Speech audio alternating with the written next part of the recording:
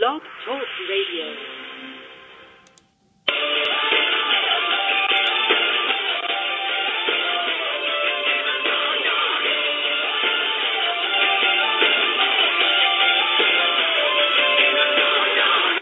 Good afternoon, everyone. Welcome to another episode of Light Sports Ramble. I am Troy Otradovic, as always, joined with the wonderful Evan Watallison out in Racine, Wisconsin. How you doing today, Evan? Doing all right. Got a bit of a cough, but, I'm doing okay. I'm hanging in there. Well, that's why I called you Mr. Wonderful today, because you were 1-1 in the predictions. I was 0-2. So I will take the time right now to publicly state that I was a total idiot with an opinion last weekend. Picked both games wrong. Picked the Patriots, and I picked the 49ers. I was completely wrong. So, with that said, I'm going to move on then, because, the games that happened, Denver went out with a mission, and from start to finish, took it right to New England. That was the first game of the day, Evan, so we will get right into the AFC. We'll talk about the AFC Championship Game. Peyton Manning gets a chance for his second ring, taking his second team to the Super Bowl in New York. What were your thoughts on that game yesterday? I had said that it'd probably be a shootout with Denver winning. I think I said like 35-21, if I'm not mistaken. But I was honestly quite surprised with just how much Denver controlled the game pretty much from start to finish. They, the game finished 26-16. But the Patriots didn't score a touchdown to the fourth quarter. And it's very puzzling on how Denver just controlled the game. The Patriots they didn't run the ball much at all. Vereen had 4 carries. Ridley had 5 carries for 17 yards. Vereen had 4 for 34. Brady had 2 for 7 and the only rushing touchdown. And LeGarrette Blount, the hero from the Indianapolis game, 5 carries, 6 yards. And it was just puzzling just how much Denver controlled the game and how little the Patriots were able to run the football. And Tom Brady, until that fourth quarter, looked very rattled. If I'm not mistaken, what's his name? The receiver that they signed this offseason from St. Louis, Amendola, had 0 catches, and that's one of his safety blankets. And, Edelman very quietly had 10 catches for 89 yards. That's only an 8.9 yards average. The longest pass play the Patriots had were 27 yards. That's the longest pass play. So just watching how much the Broncos controlled the game and were able to pretty much do everything they wanted to do just surprised me. And the Patriots looked flat. They came out very flat, and that's not a Bill Belichick team. That's not a Bill Belichick trait. And I was just quite surprised to see that. So, now as we see, we got Peyton Manning going for his second ring in the Super Bowl. Well, I'm with you, Evan. And there's nobody more surprised than me. And again, I'm not a Patriot fan by any means. I'll actually share this today with you. I know a friend of ours, Toy. You know Toy on Twitter, and she talks about her Seahawks and the Broncos are her second and third choice. I rate my teams this way, Evan.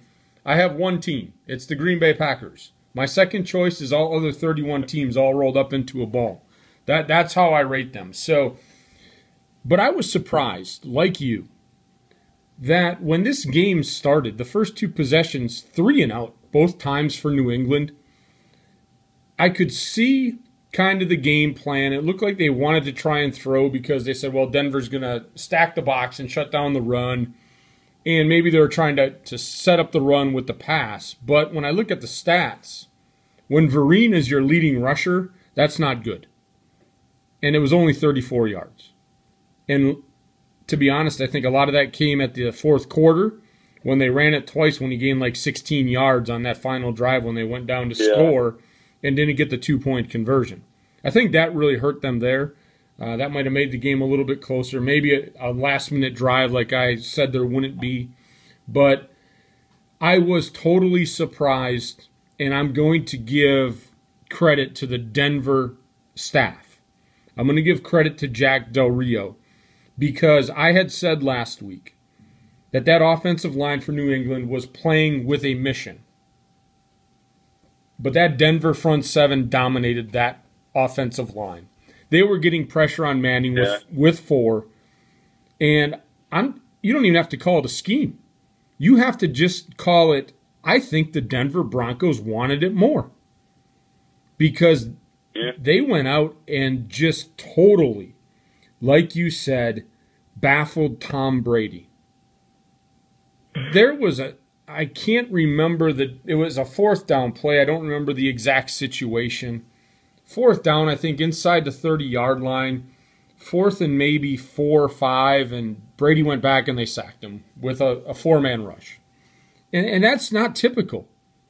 But Denver manhandled New England. I'm giving Denver all the credit in the world. And offensively, Peyton Manning picked them apart. I mean, 32 out of 43, 400 yards, two touchdowns. Marino had 59 yards, Ball had 43. That's the rushing attack that Denver's going to give you. They were doing what they wanted against New England. And I didn't think that was going to happen. So I was totally surprised on that front. The other surprise I had on defense, you remember you and I talked about Jamie Collins on Thomas? I can't recall how many times they actually put him on Thomas. It seemed like every time Thomas made a catch, and maybe it was Manning realizing it at that point, but there was either a corner or a safety on Thomas, and that's a mismatch all day. And so Thomas ended 8 catches, 85 yards. And that was one of our keys, or one of the things I thought was going to be a neutralizing effect for New England, is to take Julius Thomas out of the game, which they didn't do. You knew Demaryius Thomas was going to get his catches. He's just that great of a receiver. But they had to neutralize Thomas at tight end, which they did not do. They had their way running. So this goes back to basic NFL football in my mind, Evan. Sunday, the Broncos won this game because they won in the trenches on both sides of the ball. Offensive line did their job. That they did. Defensive line did their job. So as we move... And Moreno ended up with 59 yards rushing and Monte Ball with 43 yards rushing. Yeah, respectively, a 4.2 average for Marino and a 3.6 for Ball. I mean, and to be honest, when I looked at the stats, I actually thought it was more yards per rush. The way that they were making the yardage, and it was like it flip-flopped. It honestly was. When I go back, that's what New England was doing last week, and Denver did it this week. It just goes to show you how 1 week makes a huge difference in the NFL and preparation time. So I give credit to that Denver staff. I give credit to the Denver players. You know, I had mentioned in the preview that the Denver fans probably wanted to tase me. Well, I think it's well-deserved because I picked wrong. But I'm giving credit where credit is due.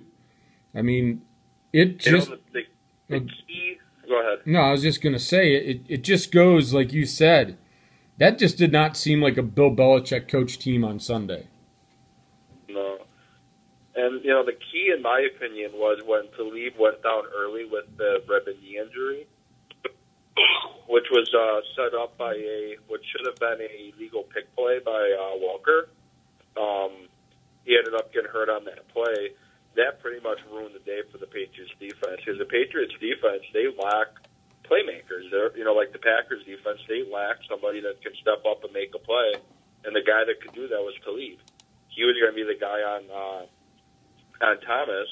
And when he got hurt, there was no one to cover Thomas, and Thomas ended up having 7 catches of 10 targets, 434 yards, and a touchdown, long of 30. You know, when Talib went down hurt, that opened Demaryius Thomas wide open, and the Patriots lack playmakers on defense. It's like they lack a big play threat on offense. Yeah, it was evident Sunday, and Denard played like crap. You know, Denard, who's a streaky player. I mean, some games he comes out, plays like he's all world. Other games he comes out and doesn't play like he knows how to play the game. He was kind of not that terrible yesterday, you know, to where he didn't know how he was playing, but he didn't play very well at all yesterday. But, you know, again, part of that is like what was happening all day on that field. I mean, that literally at no time in that game And really, after the second possession of the Patriots, it really felt like, and in my mind, that Denver was in total control, and they never let it up. Which, they had done that earlier in the season when they had that big, I think, 25-0 lead and lost that game. But they were not to be denied yesterday at all. And so I give a lot of credit to that. So any other points on that game? Any other keys that you saw in that game that you might see as we go into New York with Denver? Anything else that stood out to you? Not really. Not really. I think that the Broncos just ran the offense that they knew would be able to beat the Patriots. But the offensive game plan, where Manning had 43 attempts passing, but they ran the ball 26 times between Moreno and Ball. Depending on Moreno's rib injury, that can be in the question, which the X-rays are negative. But I just, they looked at how they can beat a Bill Belichick-led team, and it was simple. Don't, give the ball back to the Patriots with very little time to do anything with it, because the Patriots aren't going to score quickly.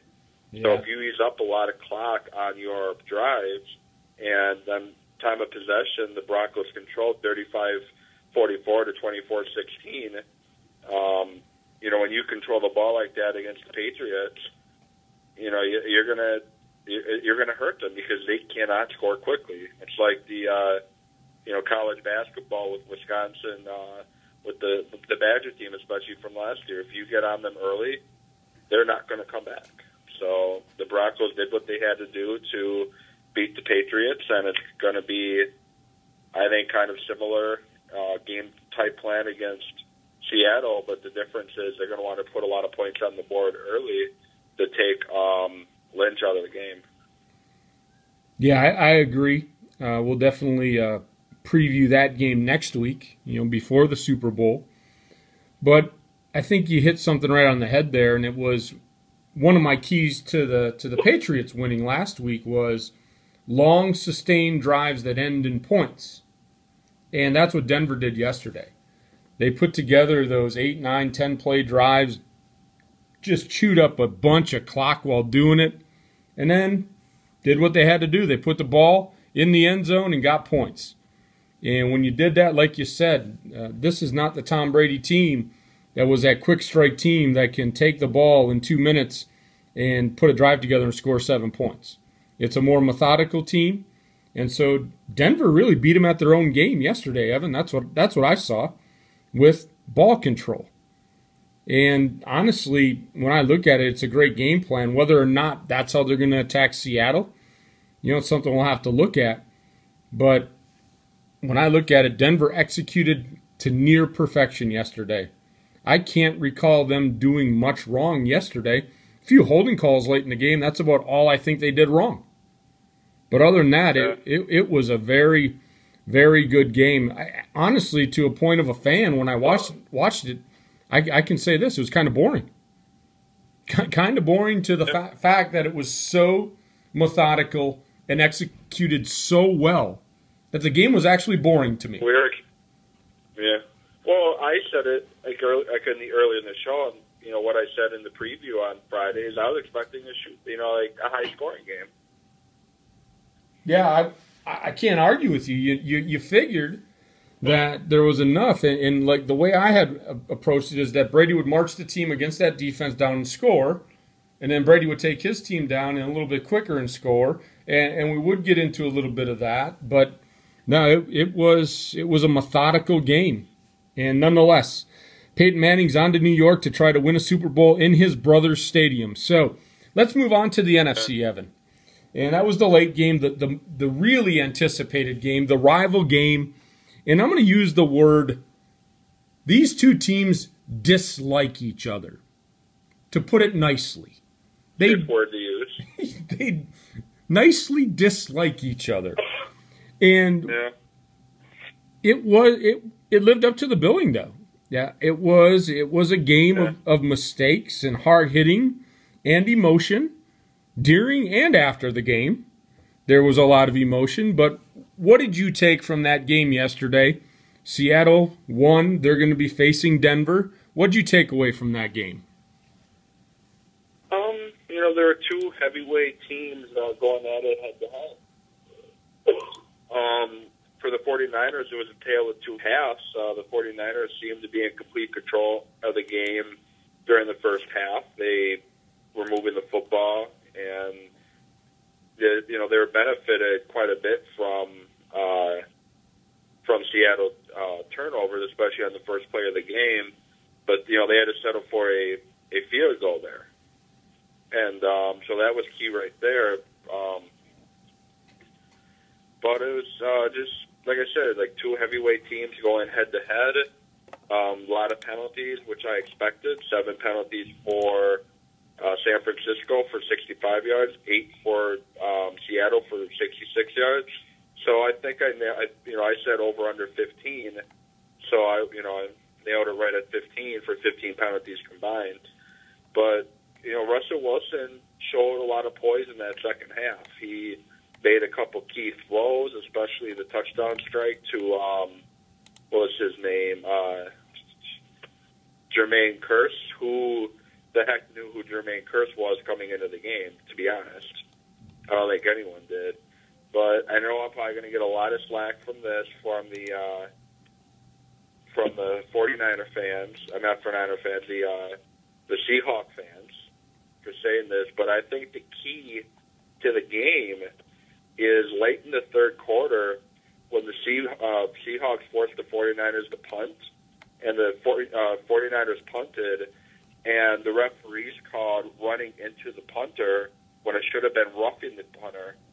And instead of the 49ers getting the ball, on a 15-yard penalty, they ended up, declining the penalty because their punter couldn't kick the ball because he had his ankle rolled up on. And by NFL rules, any time you hit the plant leg of the kicker, it's an automatic 15-yard penalty. So getting that call wrong really hurt the 49ers because the very next drive, what do?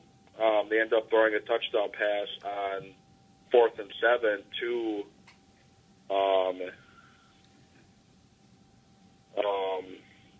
Jermaine Kearse. So that ended up hurting the 49ers big time, and that got Seattle the lead. And they got the lead for good at that point. But I honestly think that was the call of the game right there, and the referees botched that call. Well, I'm usually not one to blame the refs, but they totally botched that call. And Richard Sherman saved the referees with his little rant after the game. Well, I'm not, and we get into refereeing. They certainly, and I put this out on Twitter this morning. They didn't have their A game yesterday. I'm going to go back to a call that had no bearing. I mean, it didn't really have a bearing. It actually worked out to the 49ers' favor. But on that fumble that was recovered, he was clearly touchdown with possession of the ball. I mean, it worked out. They fumbled the snap, and they got the ball in better field position. But it goes to the point that they didn't have their A game yesterday. And in the playoffs, you're expecting a certain level of officiating to take place. And I just saw it yesterday. They did not have their A game. Now, granted, everybody has a bad game. Every crew has a bad game. Yeah. But yesterday was a pretty terrible game. And I know the NFL will say they'll review the film and they'll do their whatever, disciplinary action and training and counseling and all that stuff that goes along with it. But, yeah, I thought the referees did a poor job yesterday. And again, tells me no one on that crew is going to be working in 2 weeks, that's for sure. Yeah, I would highly doubt it. And if they are, there's a big problem. But like you said, I agree with you. Now, again, would that call have changed the total outcome of the game? We don't know. But what happens if they get a first down? What does San Francisco do? Do they go down and put points on the board? Well, San Francisco punted the ball. Let me see if I can find where they punted the ball from. They punted the ball from the San Francisco 20-yard line is where they punted the ball. Seattle recovered the punt at the Seattle 38-yard line. So if San Francisco would have had the ball at their own 35-yard line, 1st and 10, rather than Seattle having 1st and 10 at the 38-yard line. so they didn't have too much to go to score. Yeah. So I think it could have made a difference. Yeah, the way Kaepernick is running that football most of the game. Yeah, and what I'm saying, though, Evan, is with that, we don't know what would have happened in that drive. Would San Francisco have scored? Would have Seattle scored on their next possession? It clearly turned the momentum of the game because that's when Seattle went down and they had that fourth down play, the offside, so Russell Wilson just threw it up and touchdown. Yeah. And so I know what you're saying. It changed the momentum of the game right there, so it could have changed the dynamic of that game. Had the penalty been called, we don't know what would have happened, but it certainly would have given the 49ers another set of downs to change field position again. So I agree with you on that point. It's one of those things, like you said, you don't want to blame the referee for a game because there's other things that happen in there. But it certainly was the wrong call. And you're absolutely right in the ruling. Every time the plant leg gets hit, it is an automatic 15-yard penalty. That's where the human error comes in. So let's move on to something else. You and I had mentioned this in the preview, and I had said it this way. I'm not putting my bank in either of the quarterbacks. And the play of Colin Kaepernick yesterday, I want your opinion on Colin Kaepernick's play yesterday. Running-wise, he did really well. He was running the ball quite well. He had 11 carries for 130 yards. He did have a fumble when he didn't secure the ball properly. And one of his interceptions, both of his interceptions are just poorly thrown balls. One of them, granted, he had a completion to Michael Crabtree on that final drive on the exact same play that got intercepted, but you don't throw it in that situation against Cam Chancellor. He's 6'3". You have to really put a lot of air on that ball to get it over his head. And if you put that much air on that ball right on the sidelines there, the receiver's not going to get it. And then, Antoine Bowden didn't even go after the ball either when he saw that it was possibly going to happen. He just stood there and watched. But that throw was a bad mistake by Kaepernick. He needs to recognize who that safety is over there. And then that throw into the end zone at the end, they didn't need to go for it all right then and there. They didn't have to.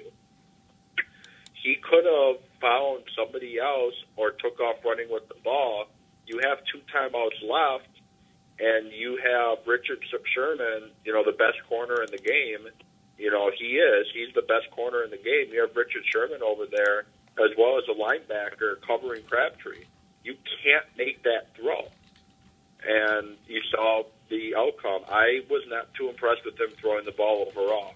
He made a few poor decisions, and what Kaepernick has been struggling with is looking past that first read of his. If that first read isn't there, he often runs. Yeah, well, I had mentioned the inconsistency, and he showed it yesterday. And, I know people are going to get on him and say, whatever, get off the Kaepernick bandwagon. I saw some of those tweets. I mean, heck, the guy's still a good quarterback. He's going to have those growing pains. Exactly. He's got the 2 NFC Championship games. The guy's got some natural ability. My only beef is he's inconsistent. And it showed yesterday. And it just has been showing to me over and over and over. And that's just something that's part of his game he's got to work on. So, like you, that last interception, it was an interception. I'm thinking of the defensive play by Sherman, which was a very good play. I didn't think they needed to go to the end zone at that point. The way that they were, and I call it dinking and dunking their way, getting little bit of chunks of yards here and there, they could have done that again. I was actually... they had 2 timeouts left. Yes, I was actually thinking in that position. And, again, just an idiot with an opinion here. But when they had the ball there, I was thinking that would have been a great time to run a draw play. That would have been a great time to spread those receivers out, run the draw play. I know you hadn't been running the ball very well all game. I mean, Frank Gore, 11 rushes, 14 yards. Hunter, 3 for 16. But you had passed the ball every time. Why not run a draw play right there? You had, like you said, you had 2 timeouts with about 20 yards to go. time was not a problem. You had the timeouts. You didn't have to rush. I thought that would have been a great time to call a draw play there, just to see if you could catch him off guard. But he went for it all, and so be it. It led to Richard Sherman with his deflection, interception, and then that leads us to the post-game comments, Evan. So we got about 5 minutes to go, and to be honest with you, I've read the tweets, I've seen the Facebook stuff, everybody's on the bandwagon. Honestly, I don't even want to spend a lot of time talking about it. I know you and I talked about it a little bit in the pre-show, but what's your quick thought on the Richard Sherman deal at the end of the game? I have no issue with it. When in a regular season game, when the game ends, usually there's about a 15-minute league-mandated time frame where the media is not allowed to talk to the players. It gives the players a chance to cool off, unwind. That was a slugfest game. A lot of emotions flowing in that game. They put them, and Fox knew what they were doing. They're not dumb. They put a microphone in Richard Sherman, who's the loudest trash talker in the league. They put a microphone in his face minutes after he made the play of the game, deflecting that ball to get the interception and to seal the game. They put him against a wide receiver he has an issue with. They knew what was going to happen. They knew he was going to be very loud, and I have no problem with it. He was showing emotion. He was amped up from the game, and they put a microphone in his face within minutes after it happened. He ended up talking to a guy from the NFL Network about 15, 20 minutes after that, and he was very well-spoken, very professional, very, sounded very smart, which he is. He graduated from Stanford with 3.9 GPA. They're not showing that interview at all. They're only showing the one on the field because that's what's getting everybody wanting to see it more and more. I had no problem with what he did. Fox knew what they were doing by putting a microphone in his face. Well, I'm gonna laugh and add a little humor. Evan, Fox did it so they could grind some people's gears, didn't they? And guess what Fox got all day today? Free advertisement, because every sports network is showing that image. Every sport network, and they have to have, courtesy of Fox Sports, on the graphic that they're showing. And if I'm not mistaken, the microphone Erin Andrews had in her hand said Fox Sports on it. So guess what? Fox is getting tons of free advertisement today. Yeah, I'm with you. I saw the rants, I saw the raves. It is what it is, Evan, and I'm gonna say what I said to you in the pre-show at that time, because it happened. 90 seconds. It is what it is. I don't care if you think the guy has no class. I don't think if you think the guy is a dirty player. I don't think if you think the guy is a trash talker. It brings up the question of all these people complaining about it. Are you now asking NFL players to change who they are when a microphone gets put in front of their face? That's the question that should be asked. Because the answer is, you got what you wanted to get. 60 seconds.